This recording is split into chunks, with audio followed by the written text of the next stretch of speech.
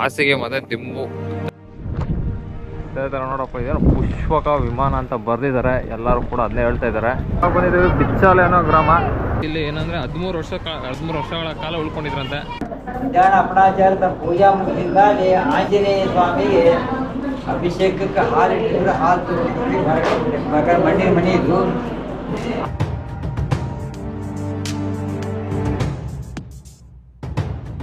ಇದು ಬಿಚ್ಚಾಳಮ್ಮನ ದೇವಸ್ಥಾನ.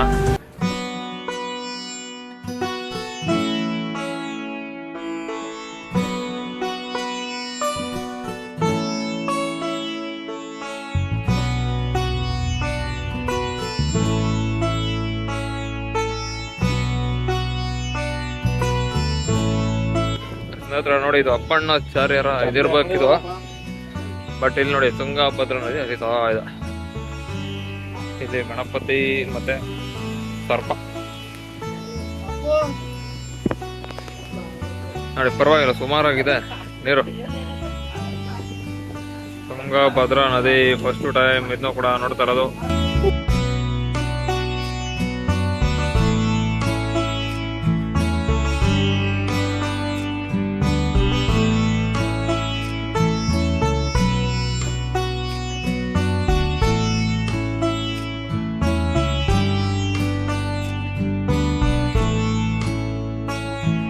ನೋಡಿ, ಇದು ಬಿಚ್ಚಾಳಮ್ಮನ ದೇವಸ್ಥಾನ. ಇವಾಗ ನಾವು ಬಂದಿದ್ದೀವಿ ಬಿಚ್ಚಾಲೆ ಅನ್ನೋ ಗ್ರಾಮ. ಸೊ ಇಲ್ಲಿ ಬಂದು ನಮ್ಮ ರಾಘವೇಂದ್ರ ಸ್ವಾಮಿಯವರು ಅವ್ರ ಶಿಷ್ಯನಾದಂಥ ಅಪ್ಪಣ್ಣಾಚಾರ್ಯರ ಮನೆಯಲ್ಲಿ ಇಲ್ಲಿ ಏನಂದರೆ 13 ವರ್ಷಗಳ ಕಾಲ ಉಳ್ಕೊಂಡಿದ್ರಂತೆ. ಸೊ ಇದು ಬಂದು ಒಂದು ಪುಣ್ಯಕ್ಷೇತ್ರ ಅಂತಲೇ ಹೇಳ್ಬೋದು. ಇವಾಗ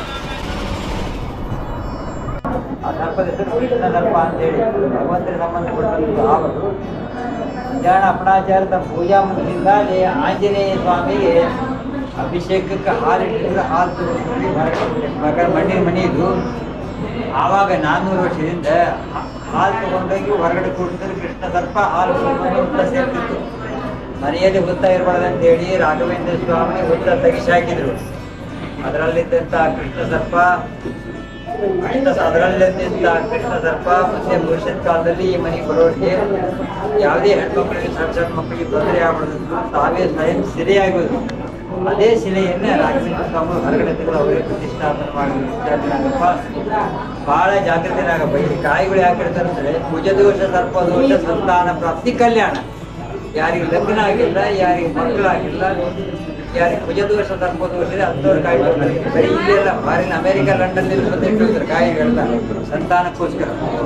ಆಮೇಲೆ ಫೈನಾನ್ಸ್, ಆರೋಗ್ಯ ಭಾಗ್ಯ, ಫೈನಾನ್ಸ್ ಪ್ರಾಬ್ಲಮ್, ಕೋರ್ಟ್ ಕೇಸಸ್, ಯಾರಿಗೆ ಪ್ರಮೋಷನ್ ಆಗಿಲ್ಲ, ಯಾರಿಗೆ ಟ್ರಾನ್ಸ್ಫರ್ ಆಗಿಲ್ಲ, ವಿದ್ಯಾಭ್ಯಾಸ, ವ್ಯಾಪಾರದ ಅಭಿವೃದ್ಧಿ ಆಗಿಲ್ಲ, ವ್ಯಾಪಾರದಲ್ಲಿ ಅಭಿವೃದ್ಧಿ ಆಗಿಲ್ಲ, ಲಕ್ಷ್ಮೀ ಕಟಾಕ್ಷ, ಭುಜಮಂಗಳ ಸರ್ಪದೋಷ, ವ್ಯವಸಾಯದಲ್ಲಿ ಅಭಿವೃದ್ಧಿ, ಕೋರ್ಟ್ ಕೇಸಸ್ಸು, ಸರ್ಪದೋಷ, ಫೈನಾನ್ಸ್ ಪ್ರಾಬ್ಲಮ್, ಫೈನಾನ್ಸ್ ರಿಕವರ್ಡ್, ಗೃಹ ಪ್ರಾಪ್ತಿ, ಲಕ್ಷ್ಮೀ ಕಟಾಕ್ಷ ಮತ್ತು ಸ್ಕಿನ್ ಡಿಸೀಸಸ್ ಮತ್ತು ಡೈವರ್ಸ್ ಕೇಸಸ್.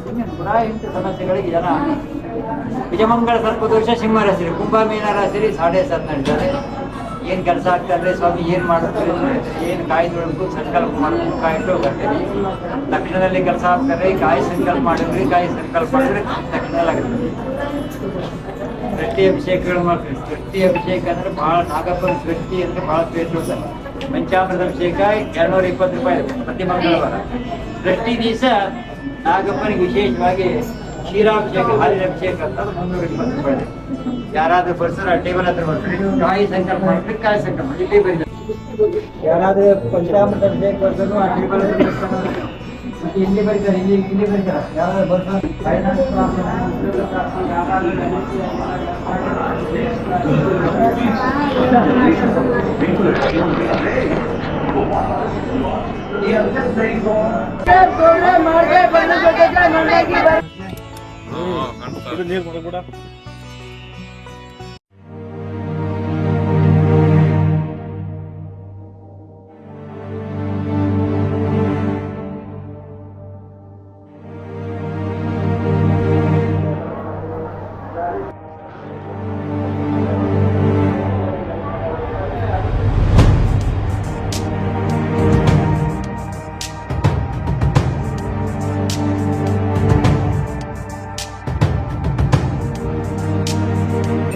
ಆಂಜನೇಯನ ಪಾದರಕ್ಷೆಗಳು.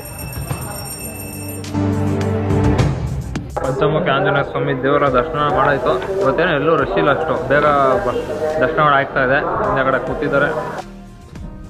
ಇದೇ ಥರ ನೋಡಪ್ಪ, ಇದೇನು ಪುಷ್ಪಕ ವಿಮಾನ ಅಂತ ಬರೆದಿದ್ದಾರೆ. ಎಲ್ಲರೂ ಕೂಡ ಅದನ್ನೇ ಹೇಳ್ತಾ ಇದ್ದಾರೆ.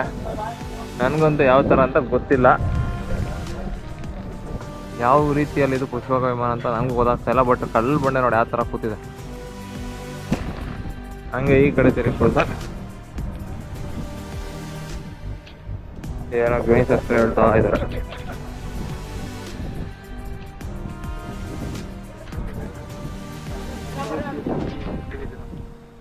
ನೋಡಿ, ಇದು ಆಂಜನೇಯನ ಹಾಸಿಗೆ ಮತ್ತೆ ದಿಂಬು ಅಂತ. ದಿಂಬು ಅಲ್ಲದೆ ನೋಡ್ಕೋಬೇಕು ಕಣಪ್ಪ.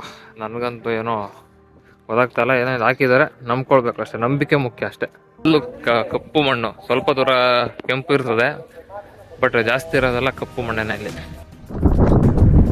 ಇಲ್ಲಿ ಉದ್ಭವ ಲಕ್ಷ್ಮಿ ದೇವಸ್ಥಾನ ಇದೆ. ಬನ್ನಿ, ಇಲ್ಲೆಲ್ಲ ಬರ್ತಾ ಇರೋದು ಫಸ್ಟ್ ಟೈಮ್.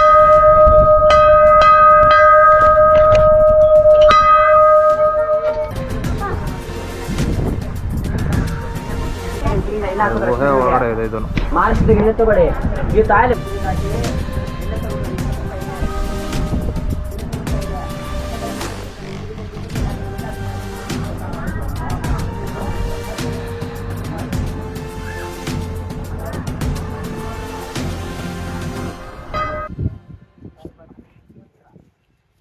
ಇನ್ನೊಂದ್ಸಲಿ ರಾಯರ ದರ್ಶನಕ್ಕೆ ಹೋಗ್ತಾ ಇದೀವಿ.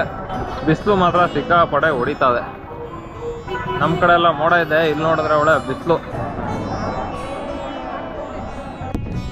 ನೋಡಿ, ತುಂಗ ನದಿ. ಸ್ವಲ್ಪ ಕಾಲು ತೊಳ್ಕೊಂಡು ಹೋಗೋದಂತ ಬಂದಿದ್ದೀವಿ. ಕಾಲು ತೊಳ್ಕೊಂಡು ಮತ್ತೆ ದೇವಸ್ಥಾನಕ್ಕೆ ಹೋಗೋದಂತ. ನೋಡಿ, ಇಲ್ಲೆಲ್ಲ ನೀರು ತುಂಬ್ಕೊಂಡ್ಬಿಡ್ತವೆ.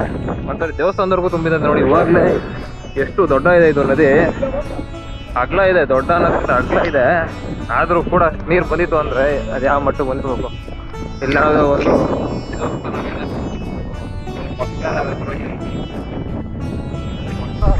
ನೋಡಿ, ಇಲ್ಲಿ ಫುಲ್ ಯಾವ ಥರ ಇದೆ. ಗಾಳಿ ಮಾತ್ರ ಸಿಕ್ಕಾಪಟ್ಟೆ ಹೊಡಿತಾರೆ ಇವರು.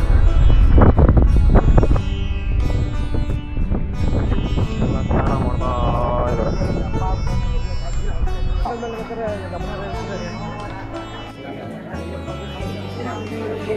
ಸ್ನೇಹಿತರೆ, ಇವಾಗ ರಾಘವೇಂದ್ರ ಸ್ವಾಮಿ ಮಂತ್ರಾಲಯದಿಂದ ಹೊರಡ್ತಾ ಇದೀವಿ. ಎಲ್ಲ ದರ್ಶನ ಆಯ್ತು, ಪ್ರಸಾದ ತಗೊಂಡಾಯ್ತು. ಇವಾಗ ಹೊರಡ್ತಾ ಇದೀವಿ ಊರ ಕಡೆಗೆ.